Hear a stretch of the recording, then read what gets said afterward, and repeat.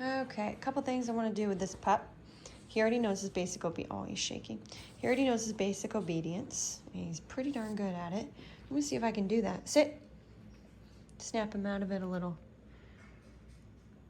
It's super, okay, sorry, okay, I'm sorry. You reject those? All right.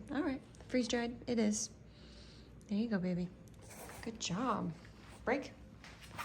Good, sit.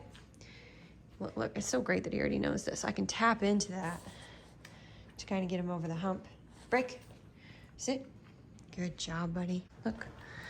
Oh, good sit. Good job.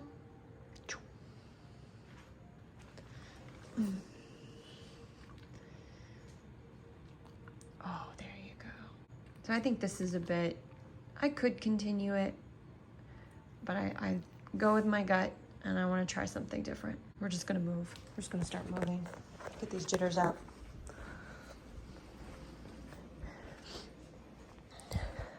He hates the leash, by the way. Or I should say he hates it when a stranger puts it on. Now, I am not going to face him at all. So the rock back engaging technique is a big no-no when a dog or puppy doesn't like you. That's not engaging to them, that's pressure. So everything I will do is a complete turn. You guys like my socks. Complete turn and face the other direction. I had to put on my fuzzy socks, it's cold. He just nudged the back of my leg. It's interesting, he's very fearful, but he's very demanding as well. Attitude, like there's a lot of attitude behind it.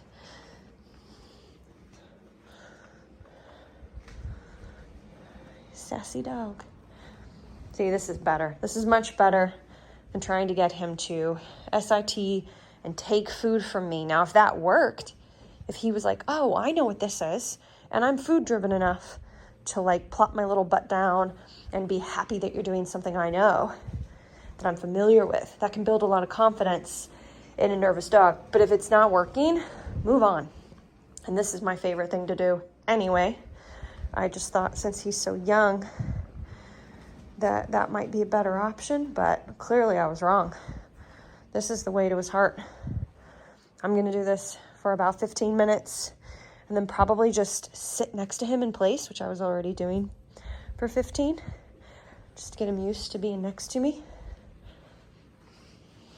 So he shoots out ahead, I turn. But anyway, I'll probably sit here, put him in place, hang out with him while I just do some work on my phone, and then do this for 15 minutes again, till he just gets more used to me. With really young puppies, this method doesn't work, but because he's got some age on him and already some obedience work, it's working quite well. The other thing I would say is that I prefer to do this. The reason why is because I am building familiarity through leadership rather than, I'm a nice person, take my food, which I hate doing. I'll do it if I have to, but I hate it. I much prefer this. And the reason why is because it gives me leverage for the future, for future situations where he struggles, and there will be many, and I step in and I say, I need you to do it this way and you're gonna be fine. He's gonna trust me more. Right, I'm getting good at picking him up. Okay, so, good. I have two choices. I'm just gonna get him comfortable with me holding him. He's gotten big. I knew him when he was a little younger. Got big fast. Stop growing, makes it harder. So I could put him in crate, but what the level of issue he has with the pressure in crate, which is understandable, someone has to reach in.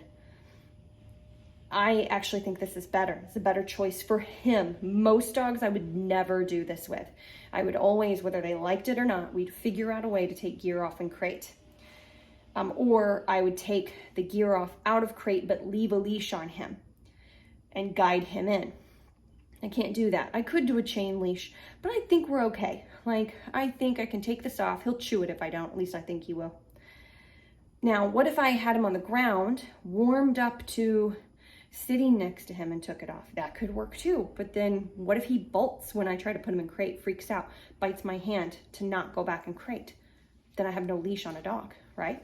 Okay, so instead, I'm gonna try this method where I pick him up. It's a lot of pressure on him, I know, but I pick him up and I very slowly, oh, you're so heavy now. Ugh. Okay, there we go. I very slowly take this off of his neck. This is not right for every dog or puppy, but it's right for me in this situation. All right, so I'm gonna let him see that I've got it. You see that side eye,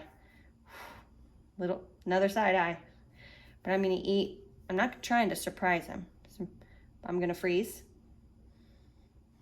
Actually, I think he's looking outside, not at me.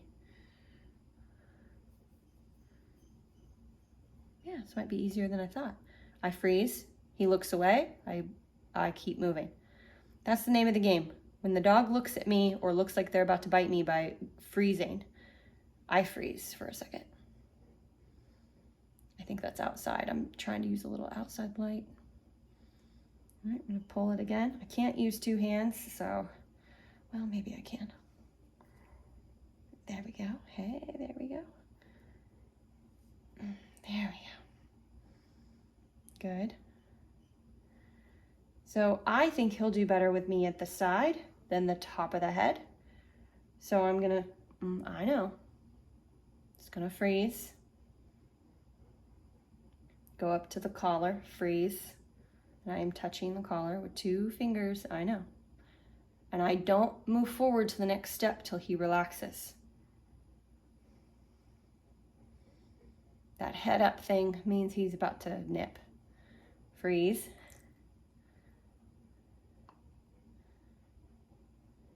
I think he was about to yawn. Oh, there we go, there we go.